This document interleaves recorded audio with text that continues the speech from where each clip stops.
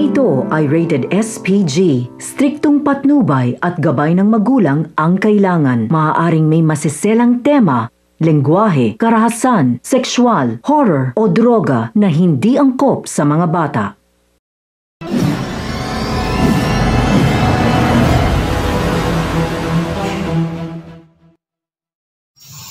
Hello guys, magandang umaga po sa inyong lahat. Binabati ko po lahat po ng aking mga followers, lahat po ng aking mga subscribers, lahat po na nakikinig at nanonood at nag-aabang po ng aking mga video, ng aking mga vlogs. At sa mga oras na ito, makikita po nyo sa gawin po na kilikuran, sila po yung grupo po ng ACRO dito po sa Barangay San Bartolome, Santo Tomas City, Batangas, na kung saan ngayon pong umagang ito ay sila po ay nagbabaklas o nagtatanggal po ng mga tarpaulin.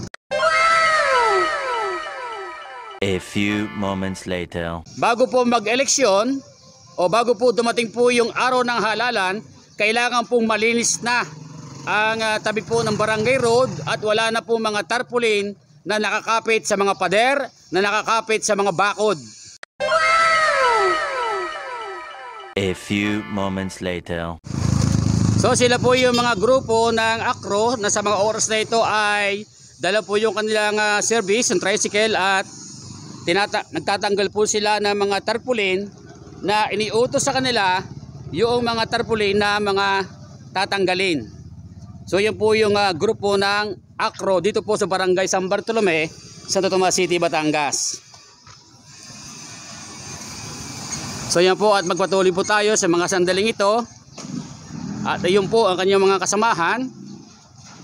Yan po sina Jerome Laicano na sa mga sandaling ito ay sinasalansa ng ayos yung mga tarpaulin na kanilang tinatanggal. A few moments later.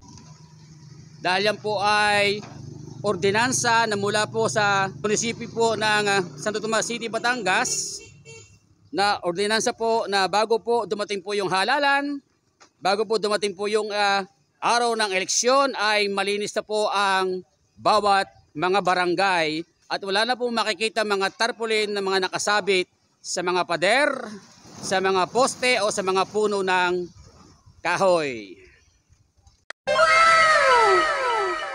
A few moments later. So ayan po, at sila po ay patuloy sa pag-aalis po ng mga tarpaulin dito po sa barangay road ng Barangay San Bartolome, Santo Tomas City, Batangas.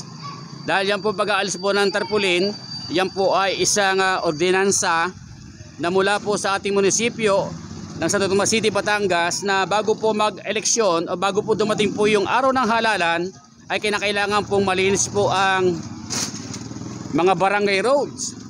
Hindi lamang po sa San Bartolome kundi sa lahat ng barangay na nasasakupan po ng Santo Tomas. A few moments later. Aywan ko lamang kung sa ibang bayan ay ganun din. So yan po ang napakaganda.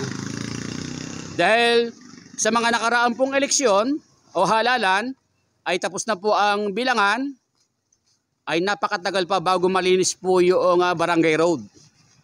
Pero ngayon po ay makikita natin na bago po mag-eleksyon at maghalalan ay talagang nililinis na itong mga tarpaulin ito.